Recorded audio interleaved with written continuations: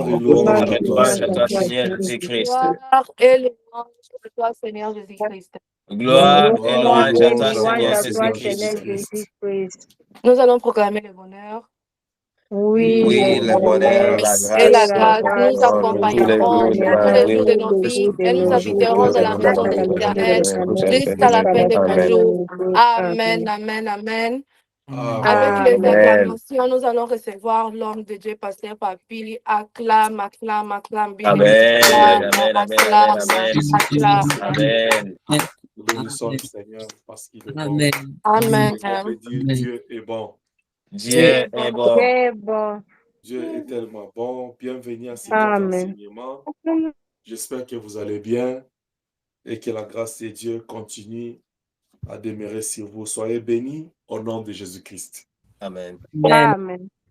Nous sommes dans notre sous-thème s'investir dans la connaissance. Nous avons parlé, le point A, nous avons parlé de la connaissance de Dieu. Le dimanche, nous avons abordé les points sur l'importance, les points B, l'importance de la connaissance de Dieu. Et ce soir, par la grâce de Dieu, nous allons aller toucher au point C qui parle de comment grandir dans la parole de Dieu. 1 Timothée chapitre 4, verset 13. Josué chapitre 1, verset 8. 1 Timothée chapitre 4, verset 13, la Bible dit « Jusqu'à ce que je vienne, applique-toi à la lecture, à l'exhortation et à l'enseignement. » Josué chapitre 1, verset 8. « Que ces livres de la loi ne s'éloignent point de ta bouche, médite-les jour et nuit, pour agir fidèlement selon tout ce qui est écrit, car c'est alors que tu auras du succès dans tes entreprises, c'est alors que tu réussiras, parole du Seigneur. » Elohim, Amen. Dieu Tout-Puissant, nous te bénissons et nous te proclamons roi ce soir. Lorsque toi, tu puisses régner parmi nous, que nous puissions disparaître, parce que c'est toi la source de la vie éternelle. Tu induis ma tête, ma coupe déborde. Que toute la gloire te revienne et que tout esprit soit soumis à l'autorité de notre Jésus-Christ. Parce que tu es dans ton sanctuaire, que la maladie se taise, que la mort se tait, que la pauvreté se taise, que le blocage se taise, que le combat se taise, que les ténèbres plient leurs genoux et que le trône de Dieu soit élevé ce soir dans les noms puissants de Jésus-Christ. Sanctifie-nous par cette parole parce que ta parole est la vérité. C'est dans le nom de Jésus, qui est notre Seigneur et Sauveur, nous avons ainsi prié. Amen. Amen. Amen. Comment grandir dans la connaissance de la parole de Dieu. La première des choses que j'aimerais nous dire ce soir, si nous voulons grandir, si nous voulons voir notre intimité avec Elohim aller de l'avant, si nous sommes sérieux dans notre intimité avec Dieu, si nous espérons quelque chose de positif, de grand dans notre intimité avec Dieu, je voulais dire à quelqu'un ce soir, si l'intimité de Dieu compte autant plus pour toi, nous devons grandir dans la connaissance et dans la compréhension de la parole de Dieu. Nous l'avons démontré le dimanche parce que Dieu est sa parole. Si tu veux grandir dans l'intimité avec lui, si tu veux le connaître, il faut grandir dans la connaissance. Parce que la Bible, sa parole, Dieu se révèle au travers de sa parole. En d'autres termes, je vous le dis, la parole de Dieu nous révèle qui est Dieu. Et cela est important pour notre vie. En se référant à ces deux textes, vous allez voir quelque chose de très important. Paul est en train de dire à Timothée, dit, jusqu'à ce que je ne vienne. Il pouvait lui dire, jusqu'à ce que je ne vienne, lis la parole de Dieu, suis l'exhortation, suis les enseignements. Mais il y a un verbe très important. Il dit, jusqu'à ce que je vienne, applique-toi. Vous voyez ce verbe-là? Souligne-moi ça, s'il te plaît. Il dit, applique-toi. Et si vous allez dans Josué, le Seigneur pouvait dire à Josué que ces livres de la loi ne s'éloignent pas de ta bouche, médite-les. Mais Dieu est précis, dit, médite-les nuit et jour. Si encore ta Bible, souligne ça, nuit et jour. Tu ne peux pas grandir dans la connaissance de Dieu si tu ne t'appliques pas. Tu ne peux pas grandir dans la connaissance de Dieu si cela ne fait pas partie de ta vie. Si cela n'est pas une partie de ta vie. Donc, vous comprenez que grandir dans la connaissance de Dieu implique notre engagement, notre implication, notre participation. Cela requiert notre volonté, notre soif, notre faim. Est-ce que je parle à quelqu'un?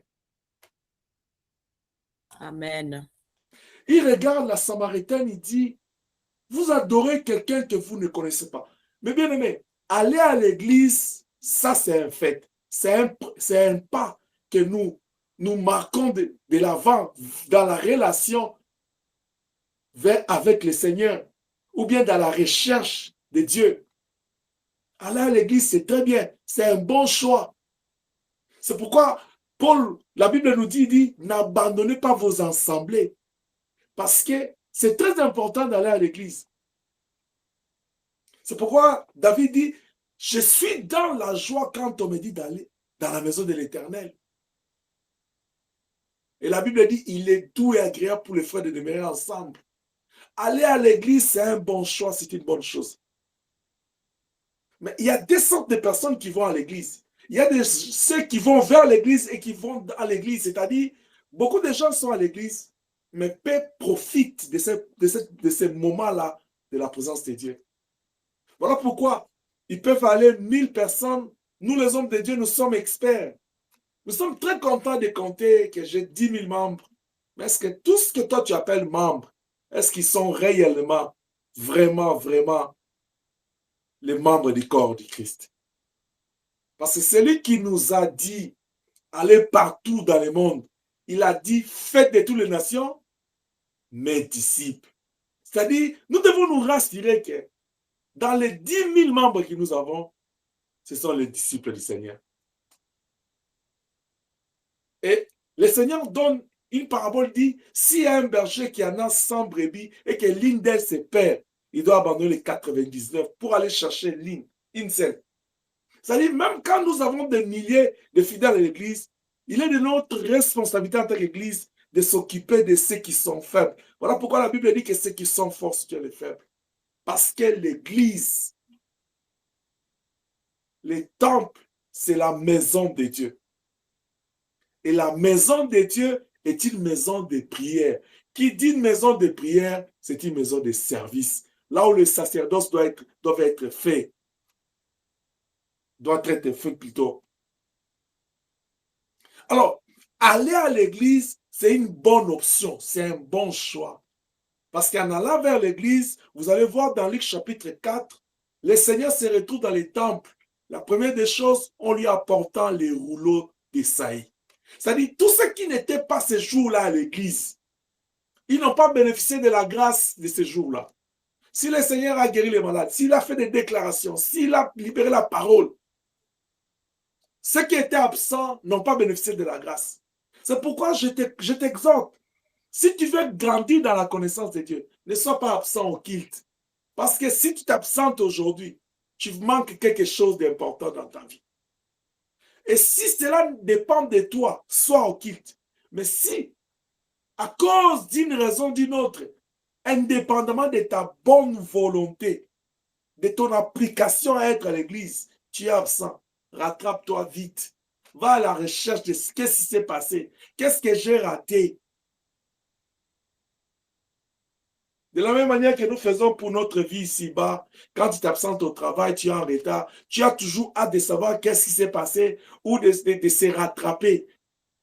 Appliquons-nous à grandir. Appliquons-nous dans la croissance, dans la connaissance de la parole de Dieu. Que Dieu nous bénisse. Amen. C'est pourquoi Paul nous dit ce soir, jusqu'à ce qu'il vienne, le Seigneur, jusqu'à ce que la trompette soit sonnée. Église du Seigneur, appliquons-nous à la connaissance.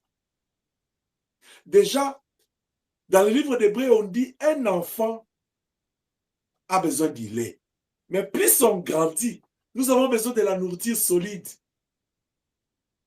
C'est inconcevable, tu as plus d'une année dans le Seigneur, mais tu n'as jamais même terminé un livre dans la Bible. C'est inconcevable. C'est inconcevable que tu as plus d'années dans le Seigneur, tu n'as jamais lu toute la Bible, tu ne connais pas la loi de Dieu. Jacques chapitre 4, Jacques chapitre 2, verset 8. Il appelle la Bible comme étant la parole de Dieu. Jacques appelle ça, il dit la loi du royaume. Comment peux-tu être d'un royaume, mais tu ne connais pas la constitution de ton royaume? Tu ne connais même pas les premiers livres, tu ne connais pas l'alinéa D de ton royaume, de sa constitution, tu ne connais pas combien d'articles il y en a dedans. Comment tu peux appeler que tu es citoyen céleste? Si la Bible est ici qui est condensée, c'est-à-dire on nous a cherché des choses utiles pour connaître. Toi, tu ne connais pas. Et si Elohim voulait étaler toute sa connaissance, parce que cette Bible ici ne représente pas toute la connaissance de Dieu ou tout ce que Dieu est, tout ce que Dieu est capable de faire. Est-ce que je parle à quelqu'un? Amen. On nous a condensé, on nous a synthétisé les choses importantes qui peuvent nous aider dans la croissance, dans la marche vers le Seigneur. C'est pourquoi la Bible nous recommande, à la lumière de ces deux versets, de s'appliquer nuit et jour à la recherche de la connaissance de la parole de Dieu. Et cette connaissance passe par 5 moyens que je pourrais t'énumérer. Ce soir, nous allons voir 2. Le dimanche, je vais parler de 1. Et le mercredi prochain, je vais terminer les 2 autres. Je vais y aller calmement pour nous permettre de comprendre et de retenir ce qui est important. La connaissance, j'ai retenu 5 moyens. J'en ai toujours parlé, je vais encore y aller, selon que l'Esprit, la grâce nous est répartie ce soir. Première chose, premier moyen, Paul dit, applique-toi à la lecture. La lecture biblique. Éphésiens chapitre 3, verset 4. Lis-moi Éphésiens 3, 4, Apocalypse 1, 3, Ésaïe 34, verset 16. Qui est là? J'ai besoin de lecteurs ce soir parce qu'on va lire la parole de Dieu. Et je vais passer à autre chose. Qui est sur un verset, il peut nous lire. Je disais tantôt Éphésiens 3, 4, Apocalypse 1, 3, Ésaïe 34, verset 16. Apocalypse 1, 3, la parole de Dieu dit, « Heureux celui qui lit et ce qui attend les paroles des prophéties, et qui garde les choses qui y sont écrites, car le temps est proche. » Parole du Seigneur. Merci, fils, que Dieu te bénisse. Est-ce que tu as entendu? Il dit, heureux celui qui lit. La Bible ne dit pas heureux celui qui a beaucoup d'argent. Il dit celui qui lit. Et ceux qui entendent les paroles de la prophétie. Quant à la lecture, il dit celui. Il dit celui. Donc la lecture s'applique à une seule personne. C'est toi qui lis. Mais quand il faut entendre, on peut être nombreux comme on écoute là ce soir. Est-ce que je parle à quelqu'un? Amen. Pour grandir dans la connaissance, la première des choses que la Bible nous demande, la lecture de la parole. Et la Bible te dit que tu es heureux si tu t'appliques à lire la Bible. Gloire au Seigneur. Alors si tu veux être compté parmi les heureux, les personnes heureuses dans ce monde, les personnes qui sont considérées comme heureux pour Dieu, c'est ceux qui lisent sa parole. Pourquoi il est heureux celui qui lit? C'est pourquoi il dit à Josué, il dit, tu vois, mon serviteur est parti, c'est toi que je donne la direction de ce peuple. Mais que ces livres de la loi ne s'éloignent pas de ta bouche, médite-les. Tu ne peux pas méditer sans pour autant lire. Il dit, quand tu vas méditer cette parole, c'est alors que tu vas prospérer, tu vas réussir dans tout ce que tu feras. Tu veux être heureux, tu veux réussir, la Bible te dit, heureux celui qui lit. Parce qu'en lisant, tu vas détruire, tu vas combattre l'ignorance. quelqu'un qui est ignorant, c'est un malheureux parce que il va pas savoir ses droits et il doit pas savoir, il va ignorer ses devoirs. Est-ce que je parle à quelqu'un? Mais Amen. en lisant la Bible, tu vas connaître tes obligations et tes devoirs, tu vas les accomplir. Et quand tu feras ta part, la Bible dit, ce que l'homme s'aimera, il va le moissonner. Obéir à la parole de Dieu, c'est une semence, c'est une façon de s'aimer. Et quand tu obéis, Dieu te bénit.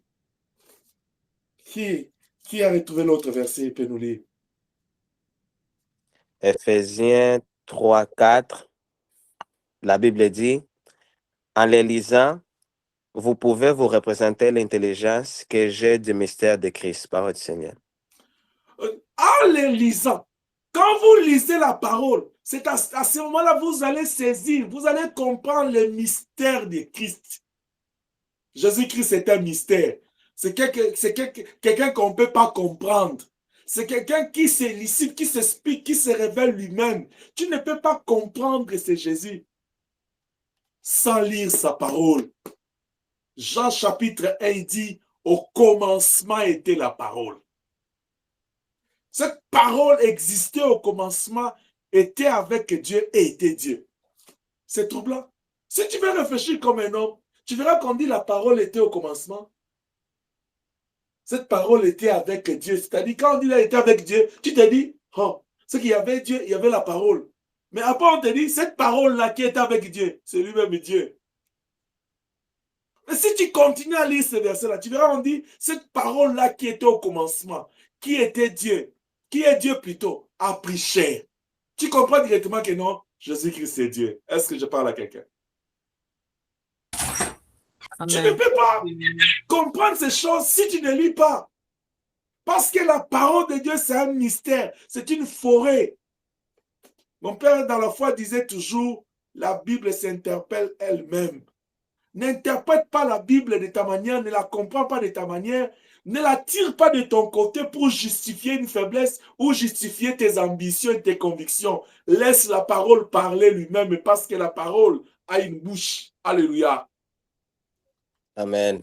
C'est pourquoi vous allez voir dans les temps des prophètes, il était toujours dit, ainsi parle l'Éternel. C'est-à-dire, ainsi parle la parole. La parole parle elle-même.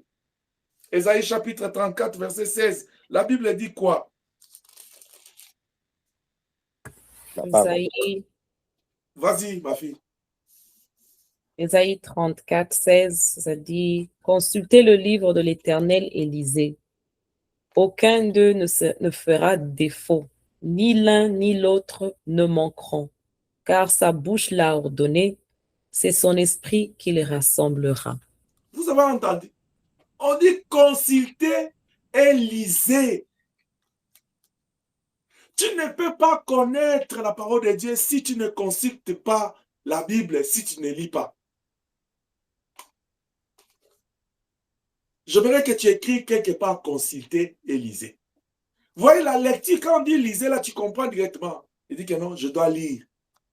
Mais quant à ce qui concerne consulter, la consultation veut dire quoi? C'est quelque chose que tu fais, faire recours, voilà, à la parole de Dieu. Nous avons tout intérêt à garder la parole près de nous. C'est comme ça que dès les temps anciens, Dieu a dit à Moïse qu'il ne va plus écrire ses paroles sur les tables de pierre. Il va les écrire sur les tables des cœurs de l'homme. Vous savez pourquoi? Parce que Dieu voulait toujours que l'homme puisse les relire et les consulter. C'est pourquoi j'encourage l'Église. Nous devons relever la culture de la lecture. Quand je parle là, je suis encore dans le cas général, c'est-à-dire lire pour se cultiver. Cette culture-là, nous n'en avons pas assez. Parce que nous sommes tellement occupés dans ce que nous faisons.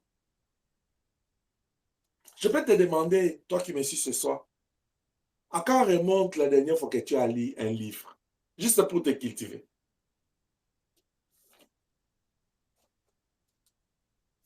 Pose-toi la question et réponds toi-même. Un seul livre. Je ne parle pas seulement de la Bible. Cette culture-là, même vous vous les lionceaux là qui êtes à l'école, la culture de l'école, vous qui avez des cartes de bibliothèque même gratuites, hein, peut-être ça ne fait qu'expirer, on renouvelle la culture, même encore plus loin. Je vais encore aller plus loin. Vous avez des livres virtuels. À quand remonte cette culture?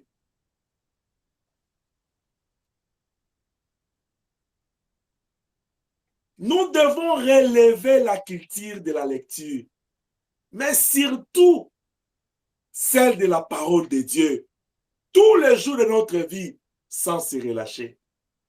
Consultez et lisez la parole de Dieu. Quand la Bible te dit dans Isaïe, consultez le livre de l'Éternel, la parole de Dieu, et lisez ça. La culture de la lecture. Dieu dit, imprime ça à Josué. Il dit, là tu viens avec moi. Moi je suis un homme, je suis un être cultivé. Je veux que tu comprennes qu'avec moi, l'ignorance n'existe pas. J'aime pas l'ignorance. J'aime pas les interprétations erronées. J'aime quelqu'un qui a cette vie, qui a la culture de la lecture, la culture de la connaissance. C'est ça l'excellence. Aujourd'hui, le monde entier est dans ce qu'on dit développer, évoluer, où la connaissance est même sur Internet. Mais cette connaissance-là, du bien et du mal. Et la Bible dit, mon peuple est péri par manque de connaissance. Pourquoi? Parce que le peuple ne connaît pas qu'est-ce qui est mauvais, qu'est-ce qui est bien. Il se retrouve à faire ce qui est mauvais et à ne pas faire ce qui est bien. Vous sondez les Écritures, mais vous ne comprenez pas. Relève un peu ce soir ta culture de la lecture, surtout de la parole de Dieu. Si, je vais encore aller plus loin pour te dire, si tu peux commencer même avec la Bible. Vous savez, pendant que j'étais en train de méditer sur ces concepts, il y a quelque chose qui m'est venu à l'esprit. Nous sommes, je peux dire, nous sommes chanceux. Nous, de ces temps ici, avec l'évolution de la technologie. Parce que la technologie vous permet de vous déplacer d'un continent à un autre, de voir des gens, de visiter des gens et de parler avec ces gens-là. Je prends le téléphone. Tu peux appeler quelqu'un qui est en Afrique, toi qui es en Amérique. La technologie. La technologie te permet de ne pas te déplacer dans une bibliothèque. Tu peux aller en ligne chercher un livre, une information. La technologie aussi a aidé l'Église. Il te permet d'avoir une Bible mobile qui te déplace avec ta Bible partout. C'est-à-dire, même si tu ne sors pas avec un sac pour mettre ta Bible dedans, au moins tu as une Bible dans ton téléphone. Malgré que moi, j'encourage toujours les chrétiens à avoir des Bibles en livre. C'est très important en papier. Mais pose-toi la question. Même quand la technologie nous a aidé à avoir des Bibles dans nos téléphones, avoir cette application-là, combien de fois tu vas par jour? Quelqu'un dit, j'ai déjà médité le matin, non, n'est-ce pas? Mais tu as déjà consulté ton WhatsApp là le matin. Pourquoi tu vas encore? Pourquoi tu vas encore à midi? Pourquoi tu vas encore le soir? Pourquoi tu vas encore sur les réseaux sociaux là plus d'une fois? Mais si l'application de la Bible, sois sincère avec Dieu. Depuis dimanche, tu es passé là-bas combien de fois? Maintenant, toi-même, sois sincère avec ta foi. Fais maintenant une liste. La Bible et les autres applications là que toi tu connais là. Compare maintenant la fréquentation. Tu es avec moi? Et quand tu compares la fréquentation, compare maintenant. Qu'est-ce que tu as gagné dans la fréquentation là? Par exemple, si la Bible, je vais parler de la Bible, parce que mon problème ce soir c'est la Bible, la parole de Dieu. Si la Bible qui est l'application B, avec tes applications là, X, Y, Z, P, O, 648, 700, 1800 applications là que tu as. Si tu vas là-bas Combien de fois? La Bible, c'est combien de fois? Dis-moi pour la Bible au moins. Toi-même, tu es témoin. Et toi-même, tu es conscient. Consulte les livres de l'Éternel et lis. Lis ces livres. C'est très important.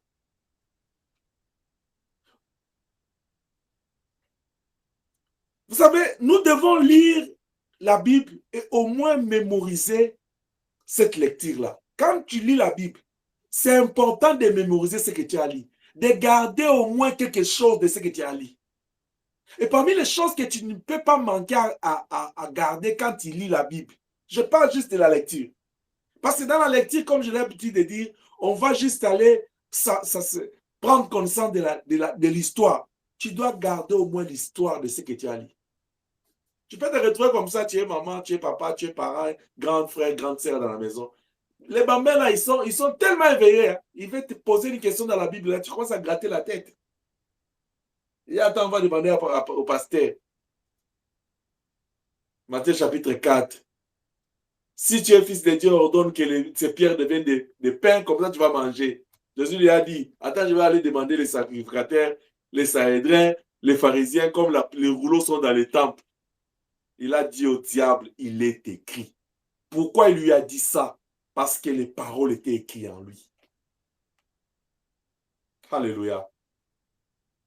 Amen. Nous devons relever cette culture de la lecture, surtout de la lecture de la parole de Dieu. Je vais encore aller plus loin, même quand il n'a rien à faire. Parce qu'un chrétien ne peut pas manquer à faire. Un enfant de Dieu ne peut pas manquer à faire. Au-delà de tout ce que nous avons comme occupation là, si tu as le temps libre, mets ça au service de Dieu.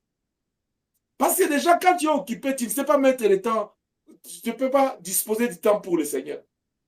Si tu as déjà fait quelque chose pour ton âme et que tu trouves encore du temps, mets ça au service de Dieu. Nourris ton âme. La chair ne sert à rien. Est-ce que je parle à quelqu'un? Amen. Nous devons avoir cette culture. Relevons la culture de la lecture de la parole de Dieu.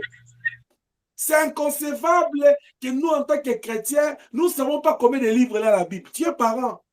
Parents, vous savez, nos enfants ici qui grandissent, surtout, je parle même de nos bambins ici qui ont de 4 ans, 5 ans. Ils sont tellement curieux, ils ont tellement de questions. Ils vont te demander même un jour, oh non, on nous a dit à l'école, Jésus-Christ, c'est le premier miracle, il a transformé l'eau en vin. C'est dans quel verset? Tu lis Apocalypse 4.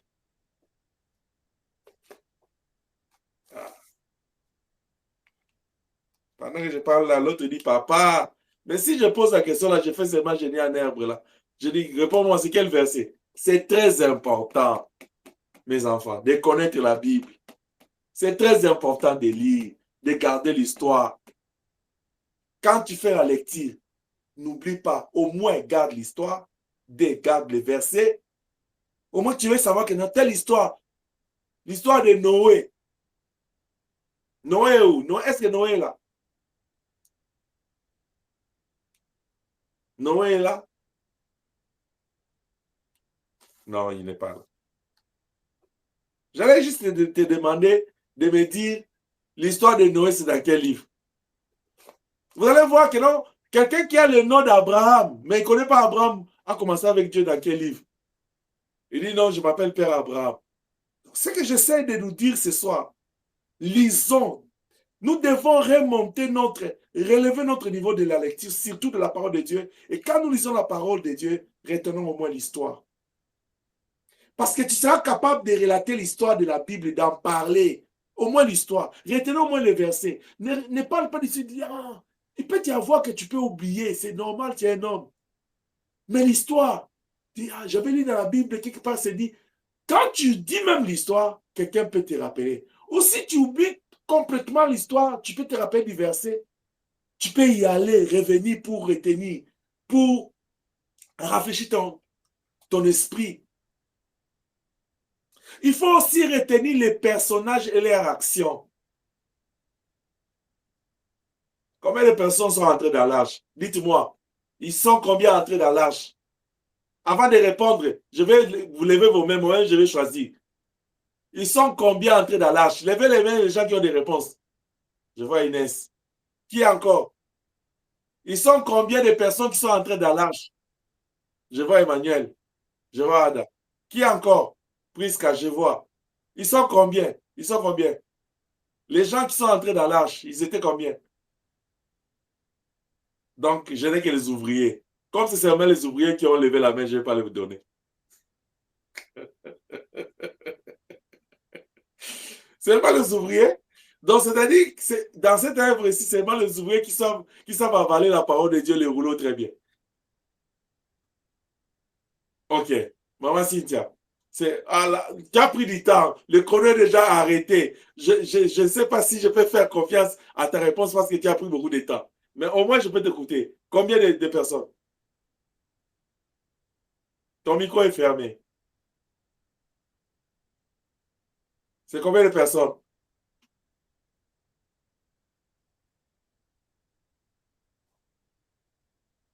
Moi, je ne sais pas t'entendre parce que ton micro est fermé. C'est combien de personnes? Bon, Emmanuel, c'est combien de personnes? 8. 8. Vous voyez comment on a pris du temps pour un simple exemple? Juste 8 personnes. Et ces gens-là, ils ont accompagné Noé dans l'arche. 8. Combien d'hommes, combien de femmes?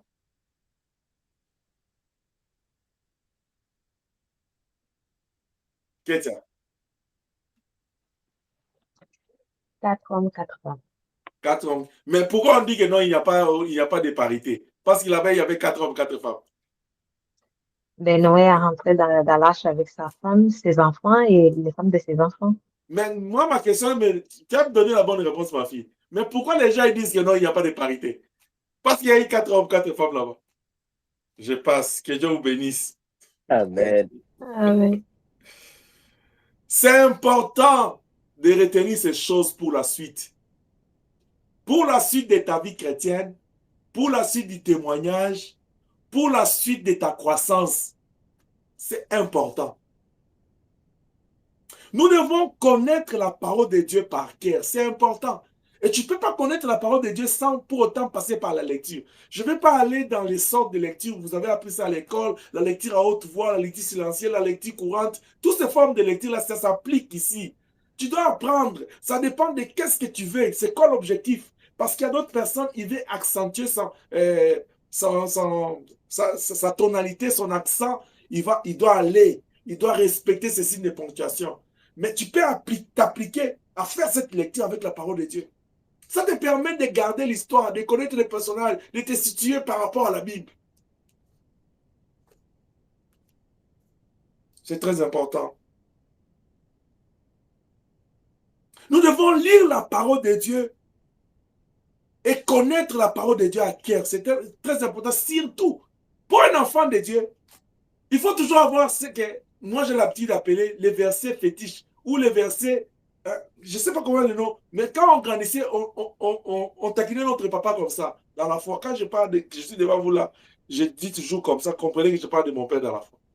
Il dit, il avait des versets, même si il commence, il ne peut pas terminer. Comme Inès là, il sait, Emmanuel, il sait que non, papa a des versets là, si il est dedans. Mais maintenant, toi, pose-toi la question.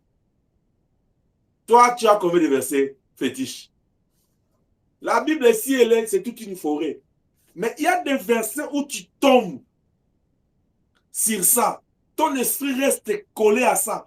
Parce que c'est un verset qui a trait à quelque chose que tu as vécu dans ta vie ou à quelque chose que tu as traversé avec Dieu. C'est un verset qui t'a donné la paix quand tu étais troublé. C'est un verset qui t'avait permis de prier, de voir la main de Dieu. C'est un verset, quand on avait prêché ça, ça secouait ton cœur. Est-ce que je parle à quelqu'un?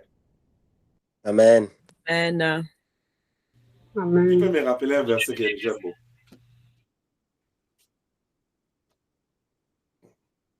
Philippiens 4. Tu vois, quand j'avais cité ton nom là, les gens disaient quoi? Je savais que ça devait commencer avec toi. Emma, donne-moi, deuxième. Ada, vas-y. Philippiens 4, 8. Ok, merci. Ada, tu dis quoi? Genèse 1, 26. Genèse 1, 26. Vous voyez? Emma. Acte 17, 30. À 17h30. Pourquoi j'aime à 17h30? Ah, Mathiavi, il est rentré. Parce que c'est ça l'appel que j'ai reçu dans Acte 17:30. Là, je ne peux pas. Là, même si je dormais, tu me réveilles, je vais te dire ça. Je t'ajoute Jean 6, 68. Ça, je ne peux pas. Donc, au-delà de ça, pourquoi? Parce qu'il y a un mystère qui te lie avec ces versets. Et c'est très important. Ça fait comme le fondement de ton intimité avec Dieu. C'est ce qui est en train d'embellir ta relation avec Dieu. Psaume 103, verset 2.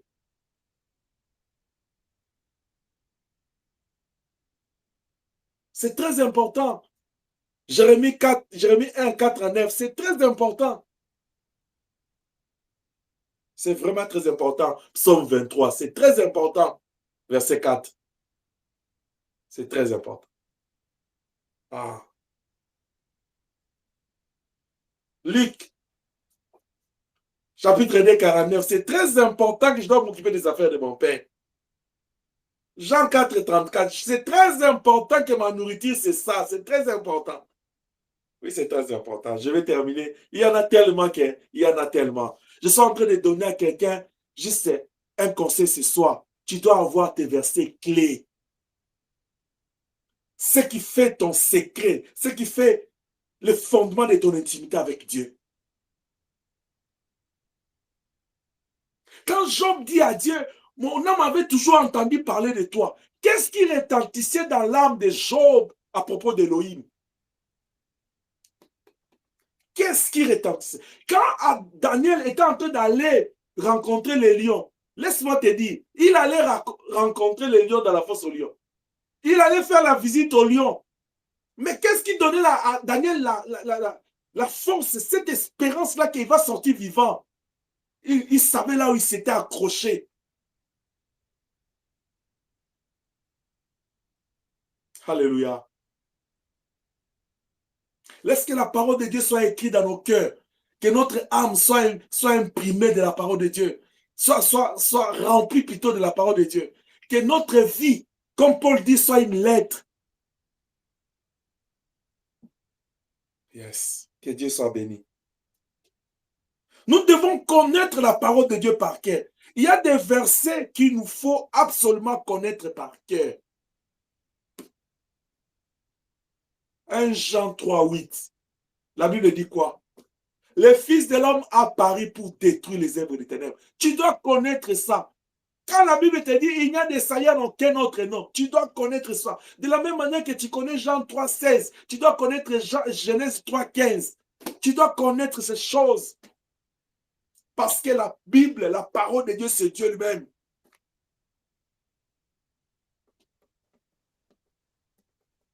Ce genre de versets doivent être ancrés dans ton cœur, comme l'encre. Dans ton esprit même, imprimés dans ton esprit. Parce que c'est très important. Si c'est ancré dans ton cœur, en face des épreuves, tu vas les utiliser comme le Seigneur a fait dans Matthieu 4. Tu n'as pas besoin d'aller ouvrir la Bible. Non, non. Quand la pensée négative vient, tu dis non. Le juste vivra par la foi. Tu lui diras ça. Tu dis non, non. Je ne marche pas selon la vie, pas ce que je vois. Moi, je vis par la foi. La Sunamite l'a fait. Elle entre comme ça, elle trouve l'enfant mort. Il dit non, ça ce n'est pas possible. Moi, ce que je sais, le Dieu des prophètes là, il est capable. Son mari lui dit, tu vas où? Il dit, je vais aller voir le prophète. Il dit, en plein jour, il dit, qu'est-ce qu'il dit? Tout va bien. Parce qu'elle voyait les choses à la manière de Dieu. Tu vois ce que tu traverses là ce soir? C'est un combat que tu traverses. Est-ce que c'est une difficulté qui a perduré? Ça vieillit même. Ne te dérange pas. Si ton problème vieillit, dis à ton problème, le Dieu en qui j'écris, il s'appelle l'Ancien des jours. Lui, il est plus vieux que toi. Pour que tu parles à ton problème comme ça, il faut que tu connaisses que Dieu s'appelle Ancien des jours. Est-ce que je parle à quelqu'un? Amen. Amen.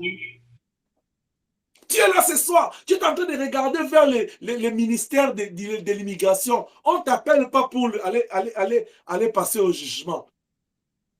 Ça prend beaucoup de temps. Si tu lis la parole, la Bible te dit, Dieu est le maître temps des circonstances et il fait toutes choses bonnes à son temps. Pourquoi tu t'inquiètes? C'est parce que toi, tu regardes chez le voisin, tu dis, tel est parti, tel est parti. Pourquoi pour moi ça traîne? Ça va venir. Il fait lever le soleil pour les bons, pour les méchants, mais il pourvoit bien plus pour les bien-aimés. Il y a de l'espérance pour ceux qui vivent et surtout pour ceux qui ont foi en Dieu. Espère à l'Éternel. Elohim, le Dieu créateur, ne ment pas. Tu as besoin d'avoir ces versets avec toi pour résister. La Bible dit, le diable rôde tout autour de vous, cherchant qui dévorer. Résistez-lui. Tu dois résister au diable.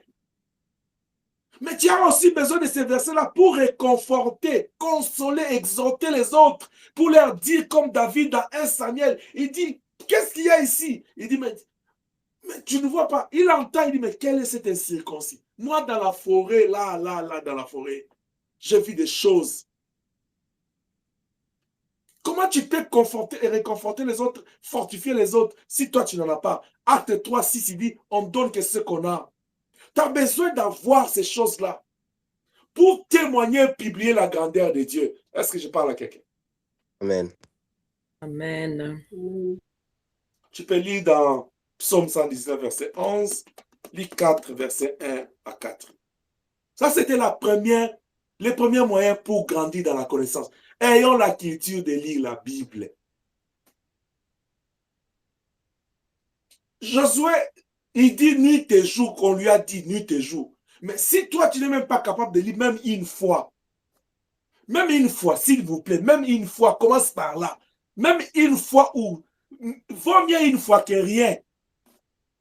Et c'est inconcevable, toi en tant qu'enfant de Dieu, tu ne nourris pas ton âme.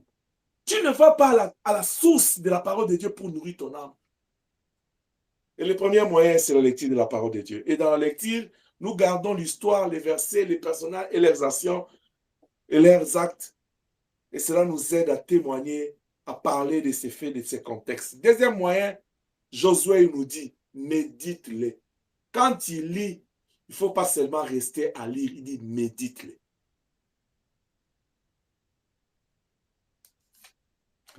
Esdras, chapitre 7, verset 10.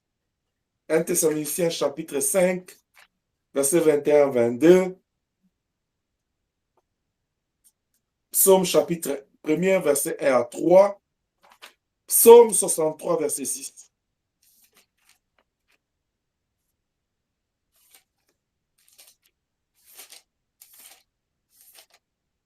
Je disais Josué 1, 8, Esdras 7, 10, 1 Thessaloniciens 5, 21-22, Psaume 1 à 3, Psaume chapitre 1, verset 1 à 3, Psaume 63 plutôt, verset 6.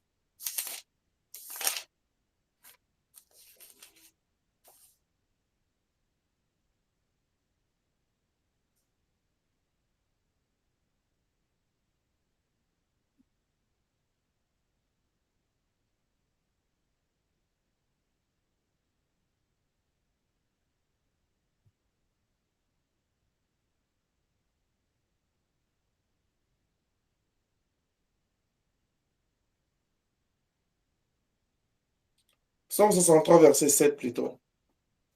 Lorsque je pense à toi sur ma couche, je médite sur toi pendant les veilles de la nuit. Il dit, je pense à toi. Mais pendant mes veilles de la nuit, je médite. Quand tu lis la parole, tu prends l'histoire, tu connais le contexte, les personnages, les actions, tu connais les versets. La Bible te demande maintenant d'aller lire, d'aller méditer. Ça, c'est la deuxième étape dans la croissance de la connaissance de la parole de Dieu. Là, tu t'arrêtes pas seulement à connaître l'histoire, le contexte, mais là, la méditation de la parole de Dieu, ça t'amène à réfléchir. Parce que méditer veut dire étudier, réfléchir. Ou soumettre ce que tu viens de lire à une longue, profonde réflexion. C'est-à-dire, je viens de faire ma lecture, maintenant je dis, ok, je vais méditer. Voilà pourquoi je dis tantôt, tu ne peux pas méditer sans lire. La lecture, c'est le point de départ de tout. Alors, maintenant que je viens de lire, je veux maintenant me soumettre, je vais soumettre cette lecture-là à une profonde réflexion. Je vais étudier ça, je vais raisonner, je vais réfléchir. C'est là que la Bible dit dans Thessalonique, il dit, examine toutes choses, c'est-à-dire méditer, réfléchir. Pourquoi je lis dans ce passage, on parle seulement de 8 personnes qui sont entrées dans l'arche? Pourquoi seulement 8? Qu'est-ce qui a fait que les 8 entre les autres n'entrent pas? Pourquoi je lis dans ce passage, je vois que Dieu a rejeté Israël pour un moment et il nous a pris les gentils. Pourquoi il nous a pris? Et après, ça sera quoi? Comment Dieu peut rejeter un peuple qu'il a aimé tant? Et si Dieu est allé rejeter Israël, quel est notre sort si on se révolte contre Dieu? Pourquoi Israël a été rejeté? Tu vas voir que non, dans la marche, dans la relation avec Dieu, Israël a été désobéissant, rebelle plus d'une fois, et jusqu'au point où le Seigneur les a soumis à la captivité en Égypte, au point où Dieu leur a tourné le dos, parce qu'il est venu chez les siens ne l'ont pas reçu. Dieu a regardé les peuples, les nations, les gentils. Mais pour aller comprendre les versets que tu viens de lire, il faut examiner cela, il faut réfléchir.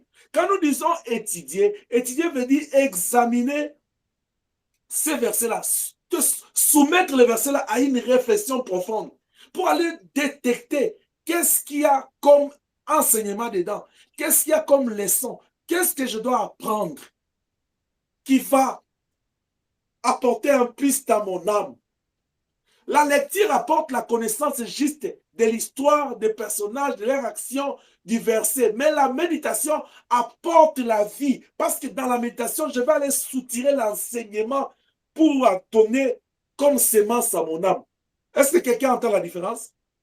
Amen. C'est-à-dire, tu ne peux pas grandir si tu t'arrêtes à lire seulement. Il faut maintenant réfléchir. Parce que dans la méditation, l'homme est en train de se mirer par rapport à cette parole. Tu prends la Bible, les versets que tu as lus, tu commences à regarder ta vie par rapport. Est-ce que si moi j'étais à l'époque de Noé, j'allais être parmi les 8 ou parmi ceux qui ont péri dans l'eau? Alors, ceux qui ont péri dans l'eau, est-ce que pourquoi? C'est parce que Dieu ne les aimait pas? Ou bien c'est à cause de leur incrédulité, leur désobéissance? Mais ceux qui sont entrés, est-ce qu'ils ont mérité? C'est de la même manière aujourd'hui, tu es à l'église, il y a d'autres qui sont en dehors de l'église. Est-ce que penses-tu que le fait que toi tu es à l'église et que tu es régulière, tu es engagé, tu mérites plus que les autres? Pour arriver à ces choses, il faut avoir la culture de la méditation. Et je suis en train de dire à quelqu'un, la méditation de la parole de Dieu doit avoir une place primordiale dans ta vie. Lire la parole de Dieu, relever la critique de la lecture, surtout de la lecture de la parole de Dieu, c'est souhaitable. Mais la méditation doit avoir une place primordiale parce que dans la méditation, la lecture est incluse. Tu lis et tu es en train de réfléchir sur ce que la Bible dit pour apporter un plus à ton âme. Est-ce que je parle à quelqu'un? Amen.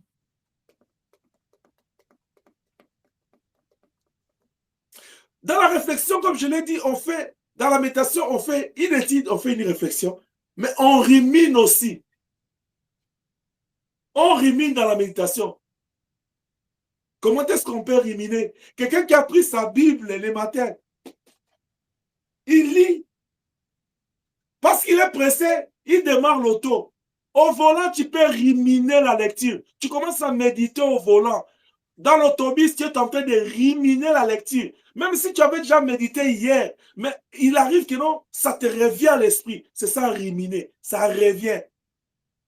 Tu retrouves encore cette parole-là. Comme un animal, un ruminant, qu'est-ce qu'il lui fait? Il renvoie de l'estomac la nourriture, il commence encore à marcher. tant besoin de ruminer la parole. C'est-à-dire, tu as lu, tu as médité. Peut-être que tu n'avais pas bien saisi à cause du fait que tu étais en retard. Rumine ça, réfléchis encore. Même si en lisant la parole, tu soutiens plutôt une leçon. Ce n'est pas tout. Reviens encore là, rumine ces versets.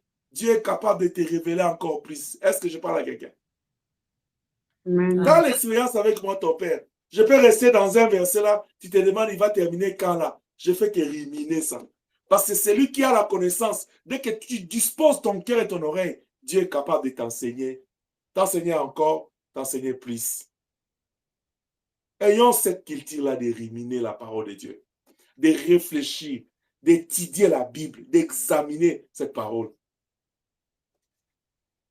Tu prends la Bible, tu réfléchis à gauche, tu réfléchis à droite, tu tournes, tu retournes ça. Là où ton esprit est bloqué, tu te réfères à ton pasteur et dis, papa, j'avais lu là, je n'ai pas bien compris. Tu t'agenouilles, tu dis, Seigneur, ouvre-moi la connaissance. Mais si tu ne t'attaches pas à la méditation, comment tu vas grandir dans la connaissance des choses de Dieu?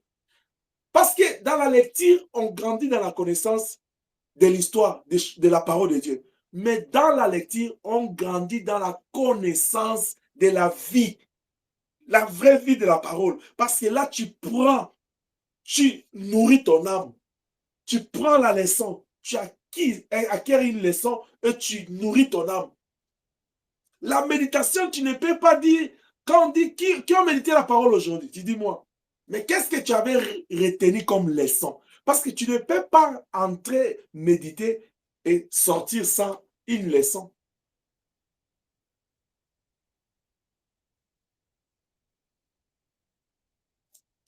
Qu'est-ce que Esdras 17:10 nous dit? Qui est là?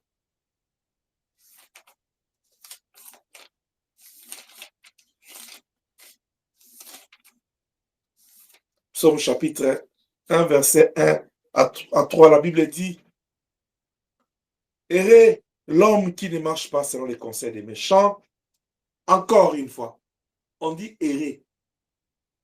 Dans Apocalypse, on nous a parlé aussi d'un homme heureux, c'est celui qui lit la parole de Dieu. La Bible revient encore ici. Il dit heureux. Il est celui qui ne marche pas selon les conseils des méchants. J'arrive au verset 2. Mais qui trouve son plaisir dans la loi de l'Éternel et qui la médite nuit et jour. C'est celui-là qui est heureux. Parce qu'il va aller apprendre qu'est-ce que Dieu veut et qu'est-ce que Dieu ne veut pas. Et en prenant la volonté de Dieu, il va faire ce que Dieu veut et se préserver de ce que Dieu ne veut pas. Et c'est tel est un homme heureux. Alors, pose-toi la question, est-ce que Dieu est heureux?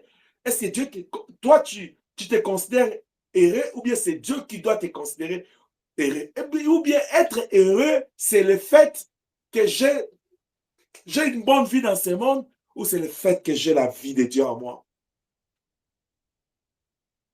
C'est cette parole qui a créé toutes choses au commencement, mes frères et sœurs.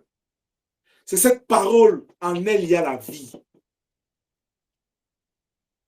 Et si tu relèves la culture de manger cette parole, comme il a été dit à Ézéchiel, qu'est-ce que tu vois? Il dit le rouleau, il dit avale. Sans réfléchir, avale d'abord, avale. Et j'aime Paul, quelque part, il dit à Timothée, il dit, garde le dépôt qui est en toi.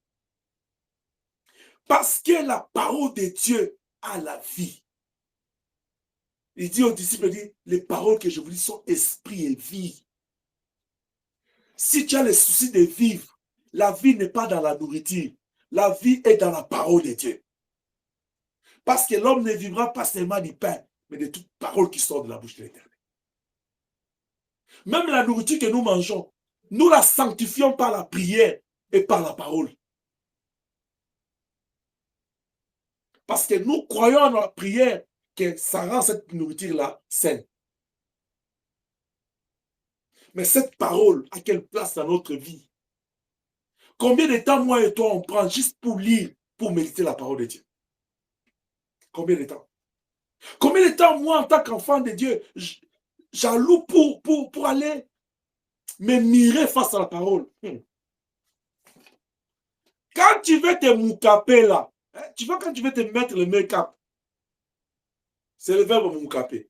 Donc, quand tu veux te mettre le make-up là, tu prends beaucoup de temps. Il y a des gens, ils sont accros au miroir et ils aiment ça.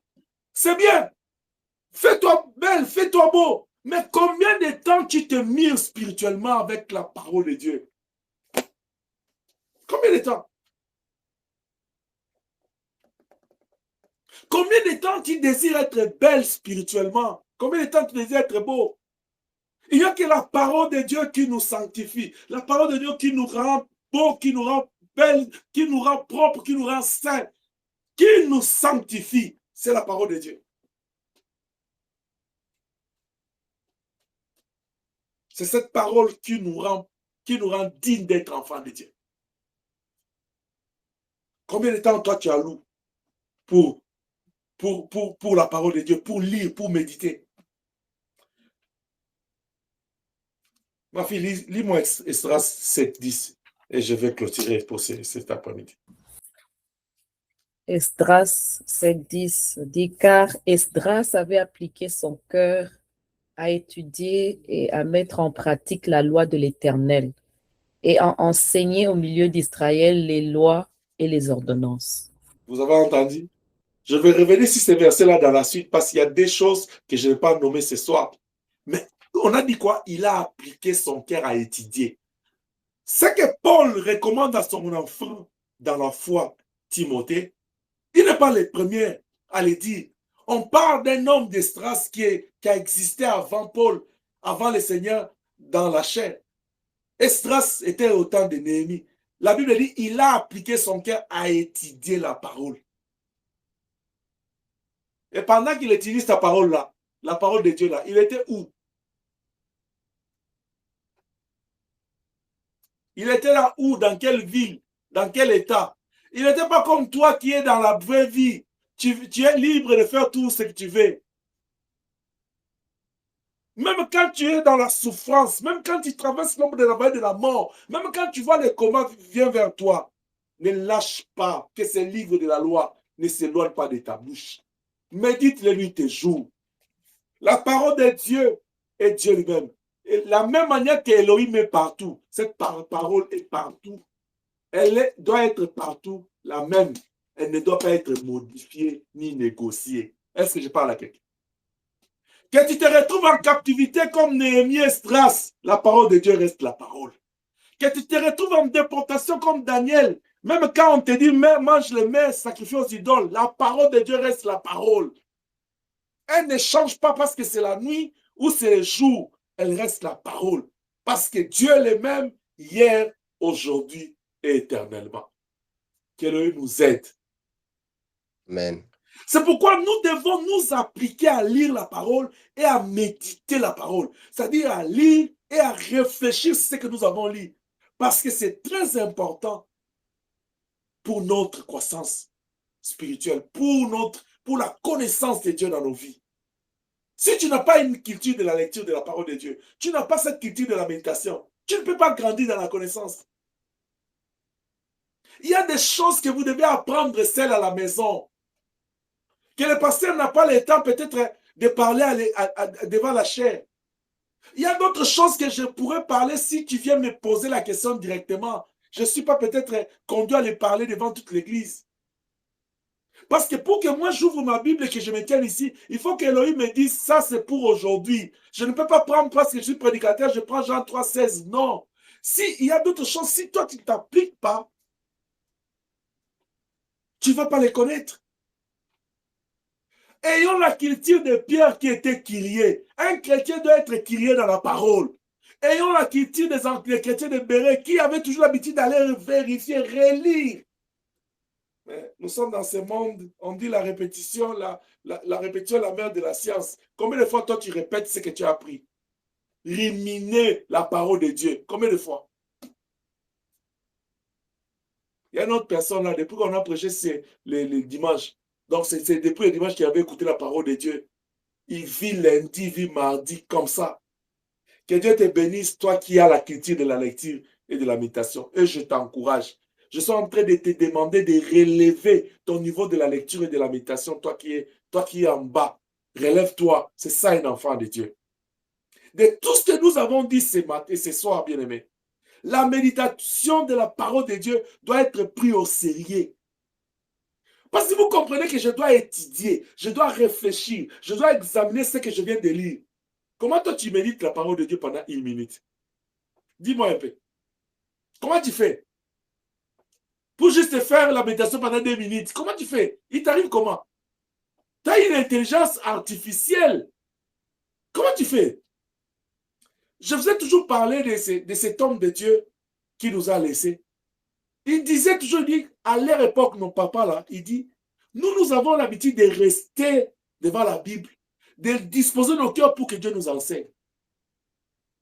Mais vous, les hommes de Dieu de ce temps de la fin ici, tu lis la Bible quand tu es programmé pour modérer, pour prêcher.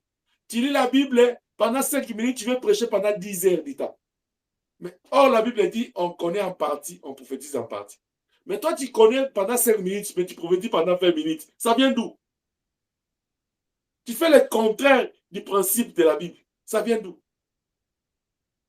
Non, je suis en train juste d'encourager quelqu'un. Et là qui tire de la parole. Tu es un ouvrier qui m'entend ce soir. C'est quoi ton intimité avec la parole de Dieu? Combien de temps toi tu laisses? Tu passes toute une journée de prière. Combien de temps que tu alloues pour lire la Bible? Combien de temps? Combien de temps tu prends? Vous voyez même quelqu'un, même pendant les jours de la prière. Des fois, je vous observe à la retraite. C'est-à-dire, quand votre papa là, s'il commence à parler de 10 heures, 16 heures, quand il dit Amen, il répond. Chacun prend la Bible, il jette là-bas, il va dormir. L'autre personne, il entre dans autre chose. Donc, il va lire sa Bible, il va rentrer dans la Bible. C'est seulement quand on dit, c'est le temps de la prière. Même quand tu pries seul, quand tu es en jeûne seul, combien de temps tu prends? Même quand l'église programme de la prière, on est séparés, chacun chez soi. Combien de temps tu prends dans la prière? Parce que c'est la prière avec jeûne, ce n'est pas jeûne avec prière. Les jeunes sont venus accompagner la prière. C'est-à-dire c'est une journée de prière pour toi. Ce que tu ajoutes, c'est jeûner, c'est se priver de quelque chose. Mais c'est le contraire de ce que nous vivons. Vous allez voir, les gens, ils se privent, mais ils prient moins. Ils se privent, ils méditent moins. Que le Dieu de la Bible nous aide à relever la critique de la lecture et de la méditation de la parole. À prendre en considération le temps que nous devons allouer pour méditer, pour lire la Bible. C'est très important. Parce que ça ne servira à rien.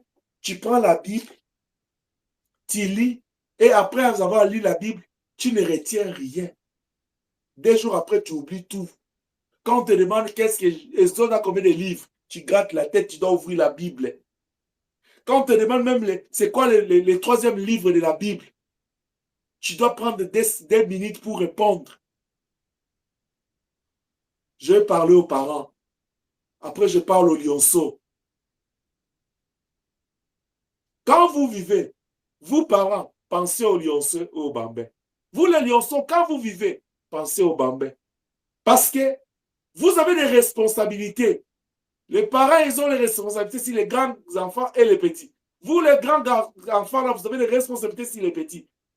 Ce que nous faisons, ça détermine, ça a une influence sur notre descendance, sur ceux qui suivent, qui viennent après nous. C'est pourquoi faisons des bons choix.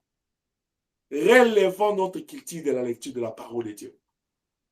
Prenons au sérieux cette culture-là de la méditation. Mettons du temps, disposons du temps. C'est très important. Parce que si nous ne le faisons pas, cela va nous rattraper. Nous allons soit confondre le bien et confondre le mal. Que le Dieu de toute grâce nous bénisse de partout, nous aide, et que cette parole nous sanctifie ce soir et nous transforme dans les bonnes habitudes afin que nous puissions nous relever dans la lecture et la méditation de la parole de Dieu. Que le Seigneur nous bénisse au nom de Jésus-Christ. Amen. Amen. Amen, amen. Amen. Tu vas prier le Seigneur. La Bible dit, sans moi, vous ne pourrez rien faire. Jean 15, 5. Dis à Dieu, relève à moi, réveille à moi la quiétude de la lecture et de la méditation de ta parole. Relève-moi dans ces choses. Si je suis dans ça, donne-moi encore la force d'avancer, de remonter encore. Tu dois monter dans ces choses parce que la connaissance de Dieu va déterminer la compréhension et la considération que tu as pour ton Dieu. Élève ta voix.